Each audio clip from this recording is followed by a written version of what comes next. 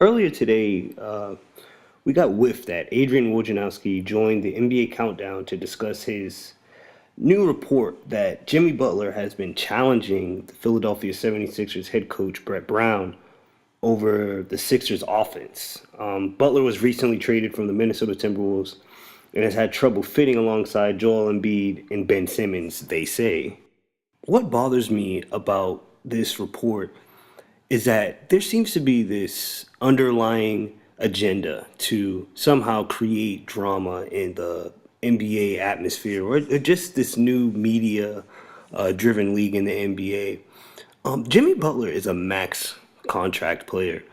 I'm not sure where the media, members of media or why even Brett Brown would think that Jimmy Butler's competitive drive as a player and his attention to asking where he fits in on the team and seeing like how things can get better, that doesn't seem like much of a problem.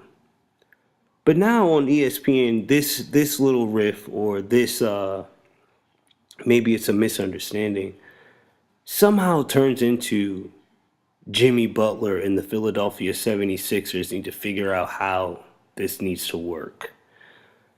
Jimmy Butler is probably a player that this Philly team needs the most. He's a defensive player. He's a two-way player at that. He's averaging 18 points per game this season, 4.7 rebounds, and 3 assists. He's shooting nearly 90% from the free throw line, up 5% for his career. And he's also, I mean, this is Jimmy Butler we're talking about. He's also shooting 38.8% from three. I'm just not sure where I guess this drama has to occur or somehow like just because they're having, a small riff about his role on the Sixers and I just don't know how that turns into is Jimmy Butler worth the max contract dollars? He most certainly is worth it. I don't know why Philly would think otherwise. He's a shooting guard, two-way shooting guard that they absolutely need in the Eastern Conference. A tough player who's definitely going to go to battle against any other max contract player at his position or even outside of his position. Mind you, a LeBron James if they were to make the finals, or even a Kevin Durant. This is a player that we're talking about truly has put his mark on the league as a two-way defensive player. And I'm just not sure what the real drama is behind these reports, but it's just getting a little bit ridiculous. I stand up for guys like Jimmy Butler.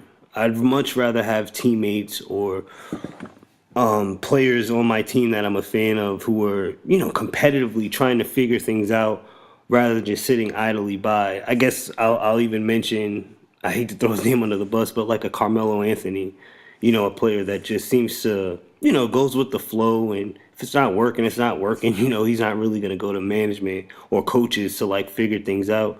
But we have a guy like Jimmy Butler, his competitive drive. And I mean, look at him. He was calling out his ex teammates in Minnesota. I mean, we know who Jimmy Butler is. He's a competitor. And Philly should know that that's what they're getting when they make such a deal for a guy like this. He's a guy that's going to push the players.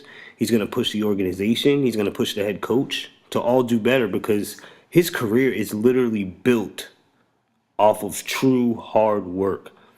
A player who paid his way into a tryout to then be on the Chicago Bulls with Tom Thibodeau, work his way up through the lineup to be a pretty much role player with Derrick Rose, to then getting traded to Minnesota and now viewed as a max contract guy.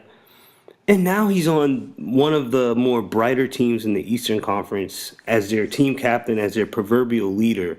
And somehow we're supposed to expect that Jimmy Butler isn't going to push for more.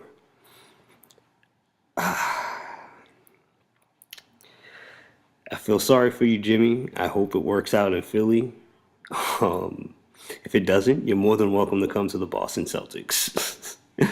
Jimmy Butler's a great player. I wish him nothing but the best, but these reports are just. Ugh, ugh. ESPN needs some better storylines. Thanks for listening, guys.